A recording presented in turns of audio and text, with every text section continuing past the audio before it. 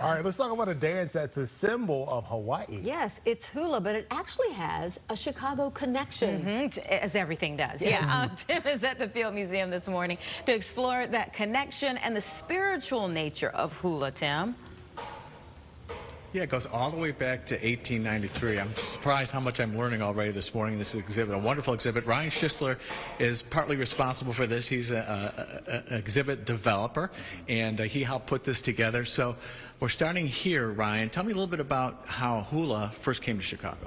Yeah, hula first came to Chicago in 1893 for the World's Columbian Exposition. The Queen of Hawaii, Queen Liliuokalani, gave permission to a few members of this group, the Royal Hula Troupe and Chorus, to come and present hula at the World's Fair in Chicago, which is also the same time the Field Museum was founded.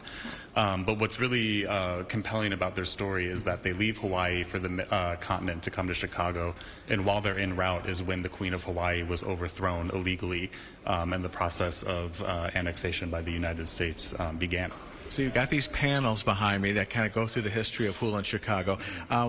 And you're assembling of this exhibit. What surprised you about the history of hula? Yeah, what surprised me was not only about the history of hula, but how deep Native Hawaiian history in Chicago is.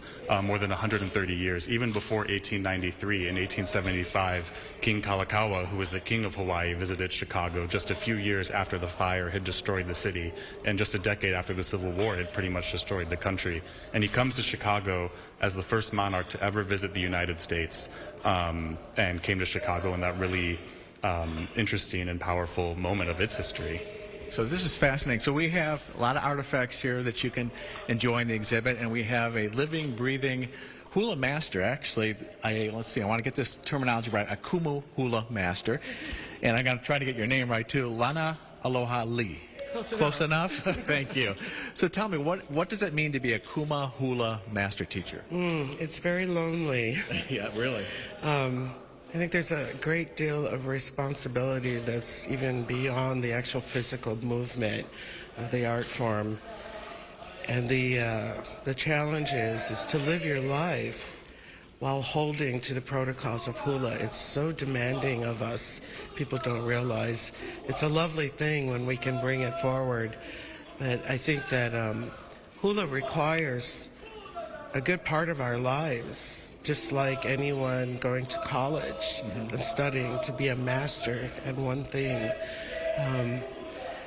So being a Kuma Hula here in Chicago makes it twofold a little bit difficult, because we are in a city that is really primarily entertainment driven, and we are still trying to perpetuate our culture, preserve it, and even protect it from so many examples that aren't really aligned. And I think that the challenges of the haumana, the students in which we deliver to, I'm not sure they all understand how demanding it will become of them until they get to a point where you have to stand and represent, and you have to be comfortable in your body with this new critical knowledge. And I think I wish we had more Kuma Hula in the area, that we could get together and gather and maybe discuss some of these things, right, of how we could keep it tight. Well, we've got you here at least, so you can help keep that heritage going. And we've got this exhibit here at the Field Museum too, which is really fascinating. A lot I've learned about hula and what's behind it that I had no idea. We kind of got the Hollywood perspective on it. Yeah. This is the real, true perspective on it. It's all happening here at the Field Museum, fieldmuseum.org, to find out more information, guys. They would rarely get it right, Tim. Thank you so much.